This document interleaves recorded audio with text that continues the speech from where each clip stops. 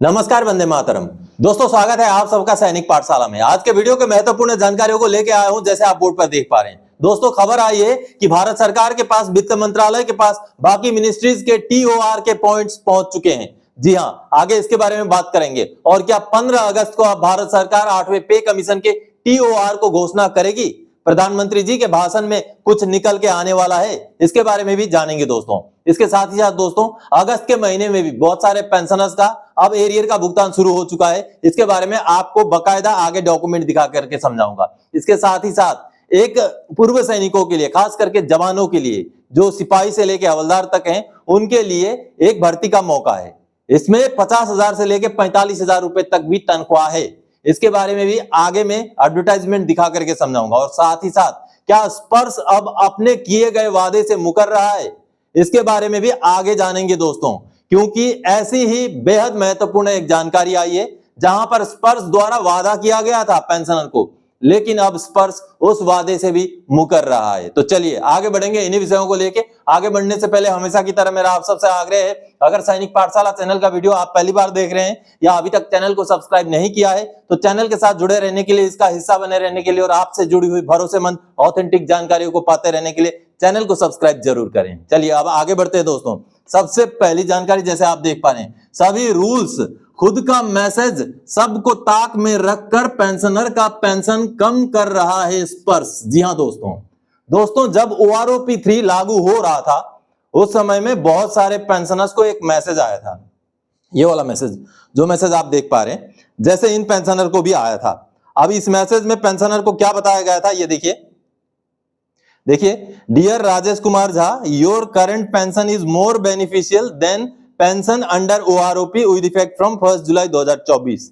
Your existing pension will remain unchanged.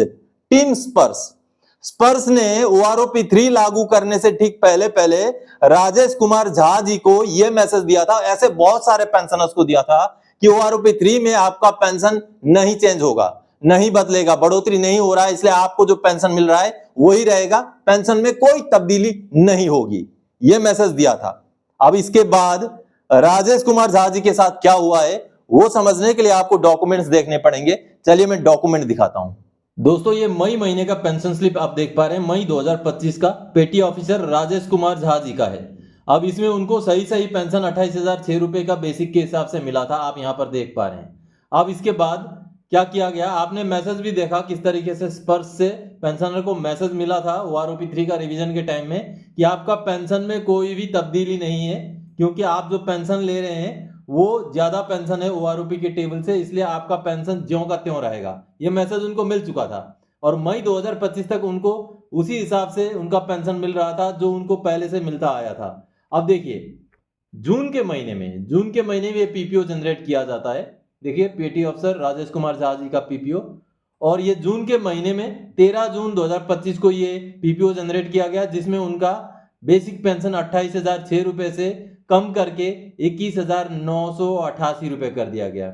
और देखिए, जून के महीने में भुगतान 21,988 के हिसाब से उनको करना शुरू कर दिया गया है, जो कि सरासर ओआरओपी का रूल, स्पर्श का खुद का दिया हुआ एसएमएस और साथ ही साथ माननीय सुप्रीम कोर्ट का जो रिकवरी के ऊपर गाइडलाइन है उसका सरासर उल्लंघन है। जी हाँ, और इतना पेंशन करने के बाद ये देखिए, उनके ऊपर रिकवरी भी ठोका गया है, रिकवरी भी उनके ऊपर ठोका गया है। ये देखिए, जून के महीने में 11,694 रुपए का रिकवरी भी किया गया है। तो आप सबने देखा दोस्तों किस तरीके से स्पर्श ने अभी पेंशन कम कर दिया।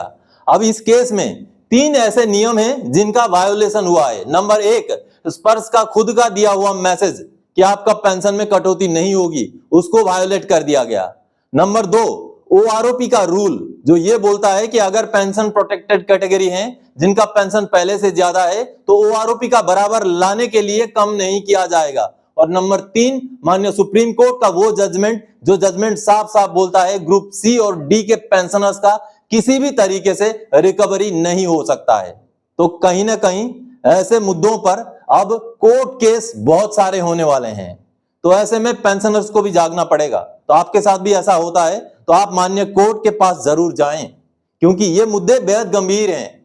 रूल्स को ताक पे रखते हुए पेंशनर्स का पेंशन कम कर देना कहीं ना कहीं नाजायज है आप क्या समझते हैं, आप भी जरूर कमेंट कीजिएगा। चलिए आगे बढ़ते हैं अगली जानकारी की ओर। अगस्त में एरियर आना शुरू हो गया, 1,08,585 का एरियर आया खाते में, पेंशन भी बढ़ गया, थैंक्स। जी हाँ दोस्तों ये जो मैसेज आप देख पा रहे हैं, पेंशनर के खाते में अगस्त के महीने में एरियर क्रेडिट हुआ है, जैसे आपने देखा। अब ये पेंशनर थे डीएससी के पेंशनर, इनको लागू था एमएसपी जो नहीं मिला था। बहुत सारे डीएससी के पेंशनर अभी जाग रहे हैं सैनिक पाठशाला से जुड़ने के बाद, लेकिन इनको लागू था, नहीं मिला था। जो मेरे संपर्क में आए अब उनको मिल गया है। जी हाँ, उनको एमएसपी मिल गया है और उनको एरियर भी मिल गया है। उसका वीडियो क्लिप देखिए।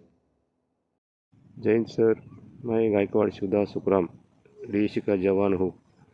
मैंने यूट्यूब के माध्यम से सैनिक पाठशाला का वीडियो देखा, तब मुझे पता चला कि मुझे एमएसपी नायक का पेंशन लागू है। तब मैंने सैनिक पाठशाला से संपर्क किया, उन्होंने बताया कि ग्रीवेंस कैसे डालना है। तब मैंने सीपी ग्राम में 2-3 बार ग्रीवेंस डाला, तब मुझे अभी एमएसपी नायक का PQ जनरेट हुआ और मेरे अकाउंट में 1 अगस्त को 1,08,585 रुपये का एरियर मिला। थैंक यू सैनिक पाठशाला। सर तो आप सबने देखा दोस्तों किस तरीके से डीएससी के पेंशनर्स अभी अपना हक हासिल कर रहे हैं। चलिए आगे बढ़ते हैं अगली जानकारी की ओर। खबर आई मंत्रालयों से टीओआर के पॉइंट्स मिल चुके हैं, 8 सीपीसी के अब जल्द नोटिफिकेशन। क्या 15 अगस्त को लाल किले से घोषणा करेंगे पीएमजी? जी हाँ दोस्तों ये खबर आई है मीडिया में कि टीओआर के पॉइंट्स बाकी मंत्रालयों से वित्त मंत्रालय को मिल चुके हैं। जी हाँ, चलिए पहले रिपोर्ट देखते हैं।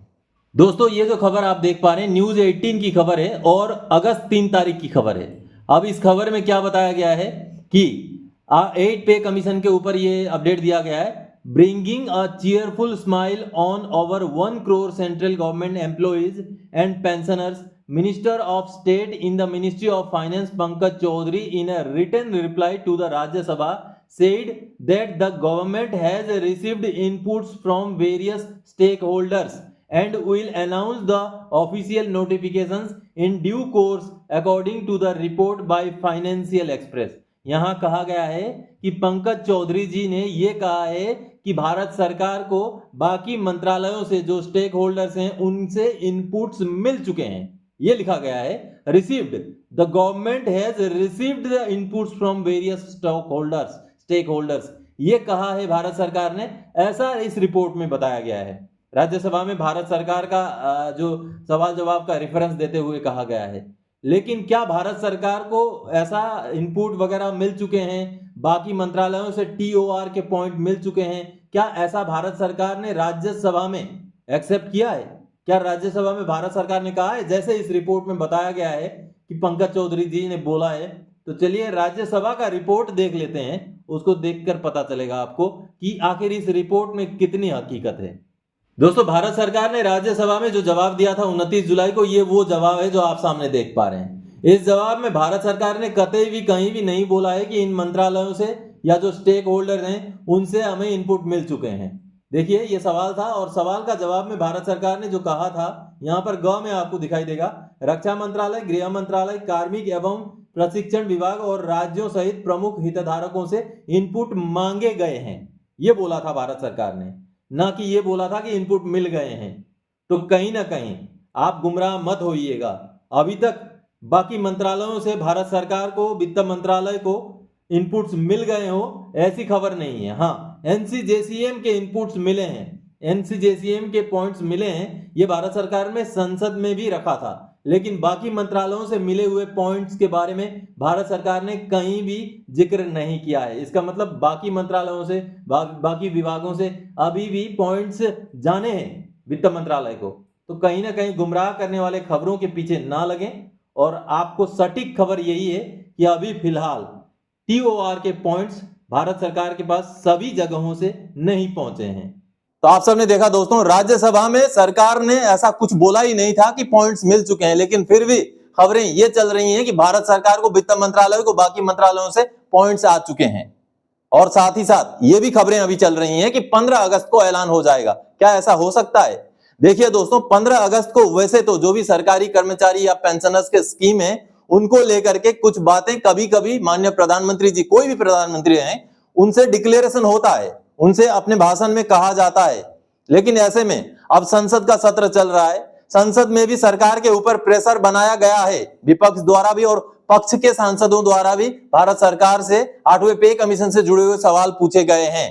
तो ऐसे में संसद का सत्र चलते चलते दौरान ही 15 अगस्त को बड़ी घोषणा कुछ हो जाए, ऐसे चांसेस मेरे हिसाब से तो कम है। लेकिन हाँ, ये मानसून सत्र जैसे ही खत्म हो जाएगा उसके आगे फिर टीओआर को लेकर के टर्म्स ऑफ रेफरेंसेस जारी हो करके नोटिफिकेशन जारी होने के चांसेस हैं, क्योंकि संसद में अभी भारत सरकार के ऊपर 8वें पे कमीशन को लेकर प्रेशर बनाया गया है। तो मैं समझता हूं 15 अगस्त को शायद बहुत बड़ी घोषणा ना भी हो, तो मानसून सत्र के बाद कुछ ना कुछ 8वें पे कमीशन को लेकर के ठोस जरूर होगा दोस्तों।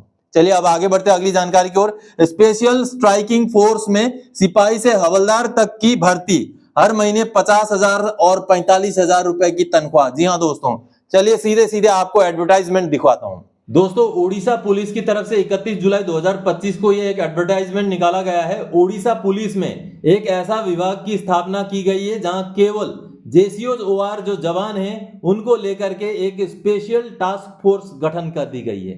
जी हाँ, स्पेशल स्ट्राइकिंग फोर्स जो कि ओडिशा पुलिस का एक हिस्सा रहेगा, उसके लिए जवानों की भर्ती के लिए एडवर्टाइजमेंट निकाला गया है।